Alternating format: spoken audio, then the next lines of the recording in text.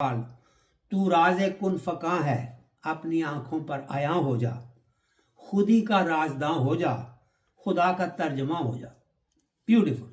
He says تو راز کن فکاں ہے. You are the secret why the universe was created. Kun, Allah subhanahu wa ta'ala said, فکاں, everything was created. And you are the secret. He says because of you, Allah subhanahu wa ta'ala created this universe. تو راز کن فکاں ہے اپنی آنکھوں پر عیاں ہو جا. Become visible to your own eyes. Become manifest to your own eyesight. See yourself. He says become visible to yourself that you are the secret why the universe was created. Khudi ka razdan ho ja. Learn the secrets of your inner self. Once you know what your inner self is, then what will happen? Khuda ka tarjama ho ja.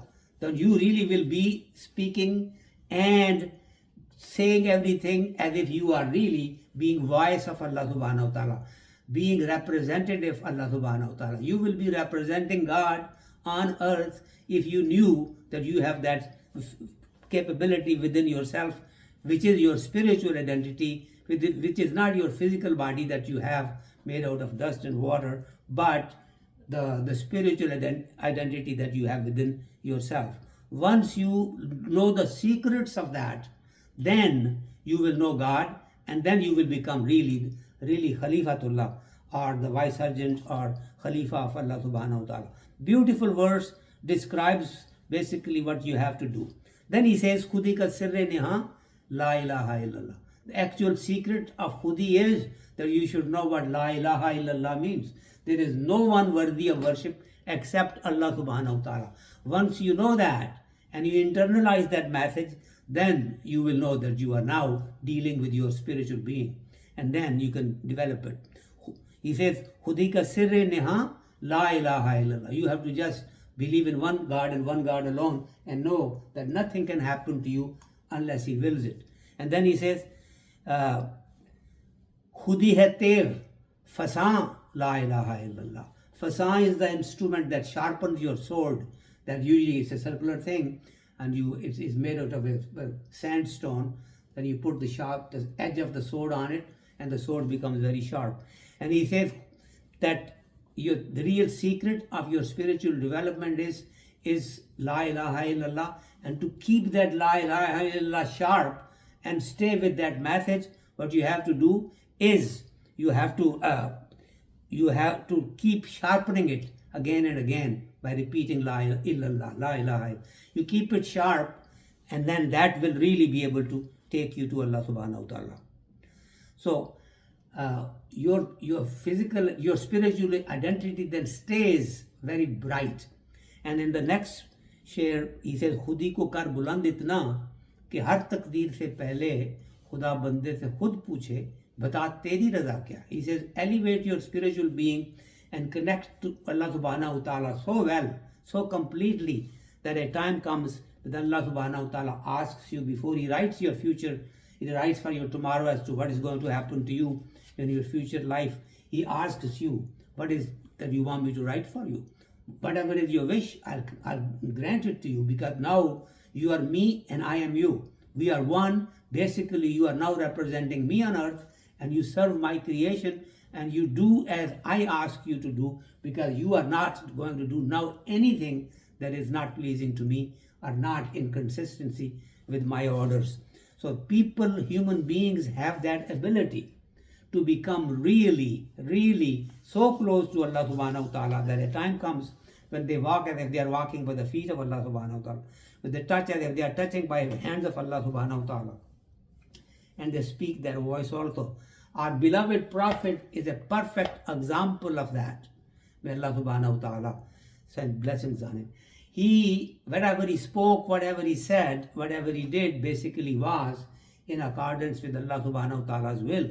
This is why many of his sayings, or some of his sayings actually are called Hadith Qudsi, which means divine word that came to him, basically came out of his mouth, not through Jibreel, and yet they were basically divine messages. So he used to have that kind of a narrations also that are recorded.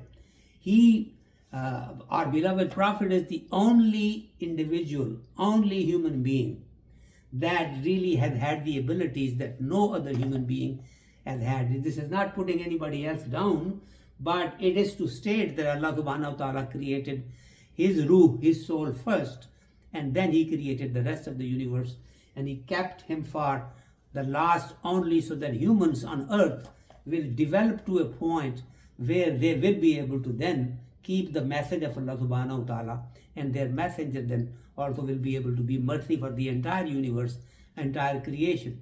Not like the prior messengers that were sent to special nations and special areas where humans were dwelling, and they did not really have the capability at the time to preserve the message, write it in a way, in a language that could be universal kind of a language, and everybody else would have understood it. So that is the beauty of basically getting the message directly from the source. Now let me recite the 3 verses that I have from Jalaluddin Rumi, and then we will discuss the topics. Now it's really not fair for us, for me, that I did not give enough introduction to Maulana Jalaluddin Rumi's Masnavi. Masnavi is a book that has to be read and understood. And there is so much information and so much inspiration in that book. It is in 6 volumes, and Maulana wrote it as if he was talking. He basically started poetry, started Masnavi, and it started to become in the poetic language, and the people around him recorded it. I don't know whether they were able to record all of it or not, but whatever we have is amazingly inspiring. And it usually uses different stories and fables to explain the points that Maulana wants to make. But I have picked just a couple of verses from his first. If you take his first 51 verses, he basically gives a kind of a preamble, as if he's going to tell you that he uses the flute as an example. He says the flute, when the person who is blowing the flute, when you listen to the voice of the flute, you realize that it's a very saddening kind of a voice. It makes you really very gloomy and sad, and that's the kind of nature of that voice of the flute. And he uses the flute as an example of what the human spirit within us is, the ruh that we have within us. It's like that. He says just like the flute was cut out a branch from a tree and somebody made it hollow from inside, and now when they blow into it, she cries because she wants to go back to the jungle where she was cut from, but she cannot go back, and now she has to wait until this whole episode is over, and then she can, if at all, she can return to the jungle, which looks to her impossible.